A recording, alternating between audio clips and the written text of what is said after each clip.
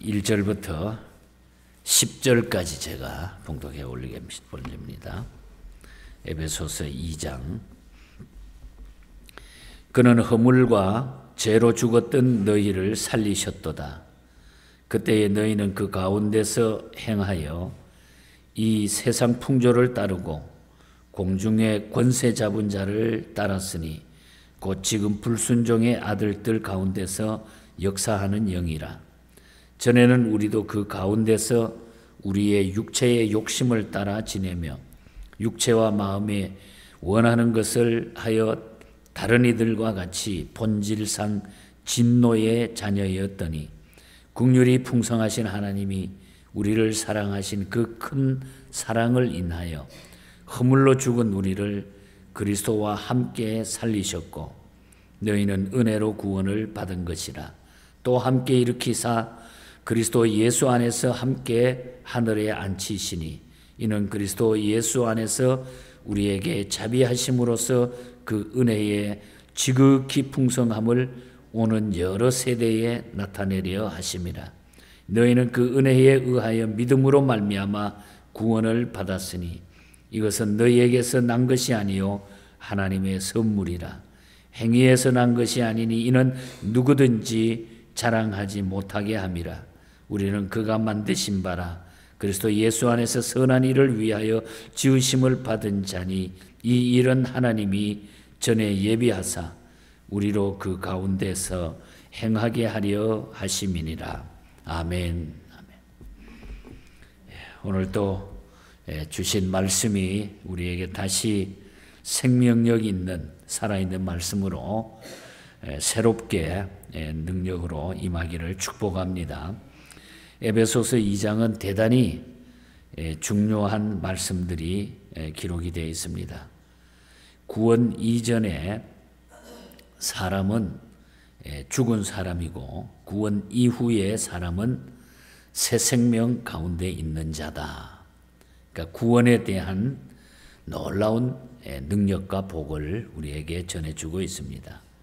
이 같은 변화는 전적으로 내가 어떻게 힘을 써서 되는 게 아니라 하나님의 은혜와 성령의 역사로서만 가능하다 하는 것을 말씀하고 있습니다.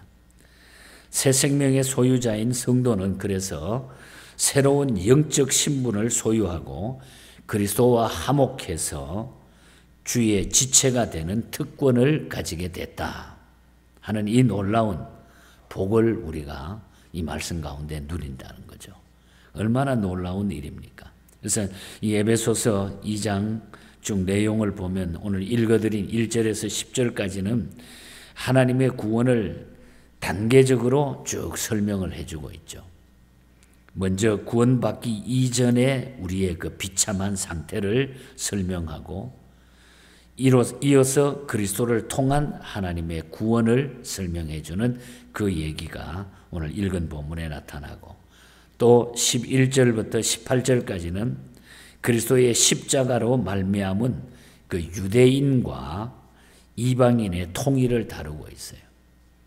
바울은 여기서 에베소 교인들이 대부분이 에베소 교인들이 이방인이라는 사실을 염두에 두면서 그들이 구원받기 이전 상태하고 그리고 구원받은 이후의 상태, 이전 상태는 11절과 12절, 이후 상태는 13절에서 18절에 이걸 대조하면서 설명을 하고 있다는 겁니다. 이전 상태, 그 다음에 이후 상태.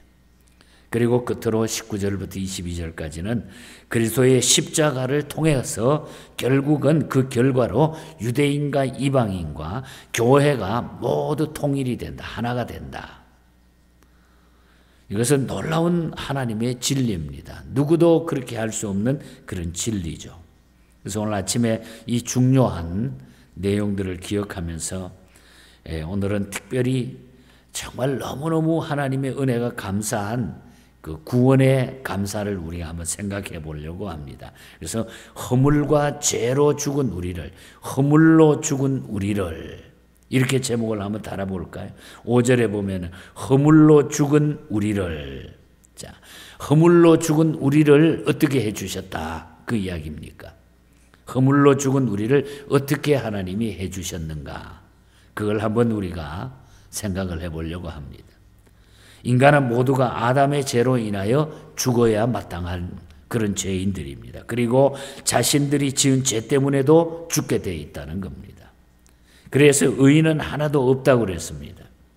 그래야 소망이 없는 인간들인데 하나님께서 둘도 아닌 독생자 예수 그리스도를 보내주셔서 십자가에 못을 박아 희생시키심으로 우리를 구원해 주셨다. 이것이 놀라운 진리의 과정이죠. 그러니까 우리가 이것이 믿어진다고 하면, 이 사실이 믿어지면은 그게 하나님의 은혜라는 거예요. 그게 은혜라. 그래서 우리가 하나님 앞에 하나님을 찾을 수밖에 없고 하나님 앞에 엎드릴 수밖에 없다. 자, 그러면 허물로 죽은 우리를 어떻게 하셨냐? 먼저 보니까 긍휼과 사랑으로 살려주셨다는 거죠. 1절이 말하죠. 1절에 보면 그는 허물과 죄로 죽었던 너희를 살리셨도다. 또 4절과 5절에도 보면은 긍휼에 풍성하신 하나님이 우리를 사랑하신 그 큰 사랑을 인하여 허물로 죽은 우리를 그리스도와 함께 살리셨고 너희가 은혜로 구원을 얻은 것이라. 뭐 성경 말씀 딱 기록을 해놨으니까 그냥 이 말씀을 받아들이고 내가 고백하면 된다는 거예요. 긍휼과 사랑으로 나를 살려주셨다는 거죠. 죄와 허물로 죽은 저희가 하나님의 은혜와 긍휼과 사랑으로 구원을 얻었다. 내가 죄와 허물로 죽어야 되는데 하나님의 은혜와 긍휼로 내가 그 사랑을 받고 내가 살아났다. 그러므로 우리는 이 은혜를 무엇으로 보답할까 하는 심정으로 그 은혜에 우리가 보답하며 살아야 된다. 그것이 오늘 우리의 자세가 돼야 돼. 그러니까 우리가 하나님 앞에 내려놓으면 내가 할 말이 없는 거죠. 할 말이 없는 거예요. 그래서 긍휼과 사랑으로 나를 살려주셨다. 그 다음에 또 보니까요, 은혜와 믿음으로 구원해 주셨다는 거죠. 8절에 보니까 너희가 그 은혜에 의하여 믿음으로 말미암아 구원을 받았으니 이것이 너희에게서 난 것이 아니요 하나님의 뭐라 그랬어요? 선물이라. 너희에게서 난 것이 아니고 하나님이 우리에게 그냥 선물로 주셨다네. 선물을 여러분 따져가지고 내가 받고 싶다. 내가 하나님한테 내가 언제 선물이 내게 올까 이렇게 말하는 게 아니고, 선물은 내가 주는 사람이 알아서 주는 게 선물이라는 거예요. 은혜는 하나님의 편에서 나는 것이고 믿음은 인간이 받는 태도일 뿐이라는 그런 얘기죠. 여러분.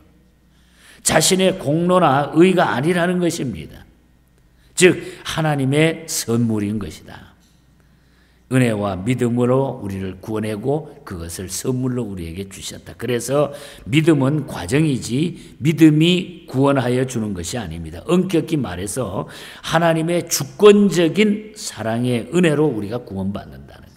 하나님의 주권적인 은혜. 그래서 하나님이 나를 예정하시고 선택해 주시고 하나님의 주권적인 은혜로 내가 선택받아 구원받았다는 거예요. 그러니까 예수 믿는 것이 얼마나 놀라운 일이냐 이 말이에요. 아무나 못 믿는 거죠. 그러니까 믿는 자체가 이게 은혜라는 거예요. 그래서 우리가 전도도 해보지만은 우리는 하나님 편에서 하나님의 명령에 순종하기 위해서 복음을 전해보지만은 그렇게 꼭 믿을 수 있는 것 같은 사람인데도 사람은 착한 것 같은데 안 받아들이는 사람들이 있잖아요. 그러니까 우리가 이 은혜가 아니면은 못 믿는다는 거예요. 믿음은 하나님께서 주시는 선물이다. 그 선물을 저와 여러분들이 받았다. 그렇게 믿습니까? 네. 얼마나 큰 선물, 최고의 큰 선물을 우리가 받은 거죠. 그래서 구원하여 주신 하나님을 영화롭게 해드려야 된다. 성경은 그래서 그 하나님을 찬송하고 그 하나님을 영화롭게 해드리는 것이 우리의 삶이다. 그 다음에 또 하나 더 보면은 허물과 죄로 죽었던 우리들을 하늘에서 살 수 있게 해주셨다 그래요. 하늘에서. 그냥 이 땅에 끝나는 게 아니라 하늘에서 살 수 있는 특권을 주셨다. 6절과 7절입니다. 또 함께 일으키사 그리스도 예수 안에서 함께 하늘에 앉히시니 이는 그리스도 예수 안에서 우리에게 자비하심으로써 그 은혜의 지극히 풍성함을 오는 여러 세대에 나타내려 하심이니라. 아멘. 이는 그리스도께서 부활하심으로 우리들도 함께 부활한다 그 말이에요. 부활하였다 그 말이에요. 그래서 그리스도께서 승천하여 지금 하늘에서 우리의 거처를 예비해 주시고 거기에 만들어 놓은 것처럼 하늘에 계신 것처럼 우리들도 그와 함께 하늘에서 살게 된다. 천국에서 영원히 살게 된다. 믿습니까? 예. 그러니까 우리가 이 세상 떠나도 아무 걱정이 없어요. 우리가 언제 갈지 모르지만 세상 떠나는 거 아무 죽음에 대한 이 두려움이 우리가 없다는 거예요. 다 사라진다는 거예요. 허물과 죄로 죽은 우리를 살리셔서 이와 같은 큰 은혜를 주셨다. 여러분 이게 요 성경이 여기 그냥 엑기스가 들어있는 거예요. 죄로 죽은 우리들을 하나님의 긍휼과 사랑으로 살리시고 은혜와 믿음으로 구원하여서 하늘에서 영원히 함께 살게 해주셨다. 그래서 이 은혜를 깨닫고 이 믿음을 가지고 확신을 가졌던 사람들이 어떻게 하든지 하나님의 이 사랑을 고백하기 위하여 몸부림쳤던 것이 우리의 앞서간 신앙의 선배들 지금도 또 몸부림치고 살아가고 있다는 게 너무 감사했어. 너무 감사했어. 미국의 프레드릭 레만 목사님이 우리 찬송 만들어줬던 거 우리 한국교회가 넘버원 탑으로 부르는 찬송이 하나님의 그 크신 사랑 측량 다 못하며 영원히 변치 않는 사랑 성도여 찬양하세요. 너무너무 하나님 은혜가 감사하니까 어떻게 그냥 표현을 해보자. 하늘을 두루마리 삼고 바다를 먹물 삼아가지고 북가서 아무리 기록을 해도 다 기록할 수 없는 하나님의 그 사랑. 하나님 사랑하고 구원받은 이 사랑을 우리는 전해야 될 줄 믿습니다. 제일 행복한 요소는 내가 구원받았다고 하는 그 사실을 내가 믿을 때에 제일 행복해진다는 거예요. 미시간 대학, 플로리다 대학 총장을 지냈던 오스카 크루드 목사님도 마찬가지. 젊은 학생들을 교육하면서 자기가 받았던 그 하나님의 사랑, 구원의 감격을 어떻게 하든지 이 아이들에게 주입시켜주고 이것을 알게 하기 위해서 하나님의 사랑은 이미 우리 마음에 부어졌다고 이야기를 해주는 거예요. 그래서 이것을 우리가 전하면서 살아가자.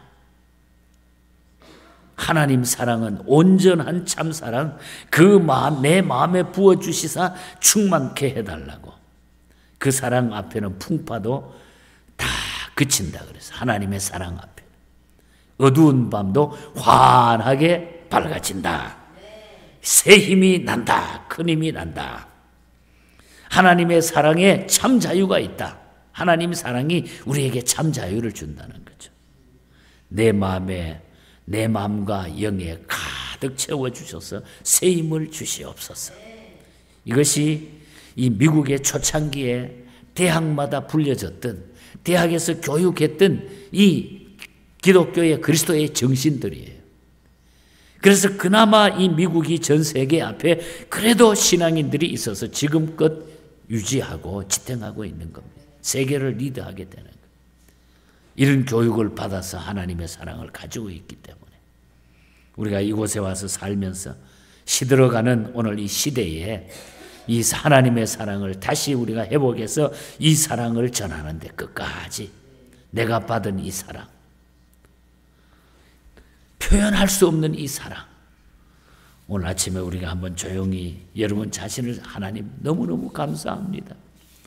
나 같은 허물과 죄로 죽어야 되는데 나 같은 사람 이렇게 용서해 주시고 예수 믿게 해 주셔서 이렇게 살게 하시니 너무너무 감사합니다. 이 감사를 하나님 앞에 올리면서 힘을 가지고 남은 생에 뭔가는 아직까지 내가 해야 될 일이 있다고 하는 것을 기억하고 이 하나님의 사랑을 전하면서 살아가는 저와 여러분 또 우리 교회가 되기를 주님 이름으로 간절히 축복합니다.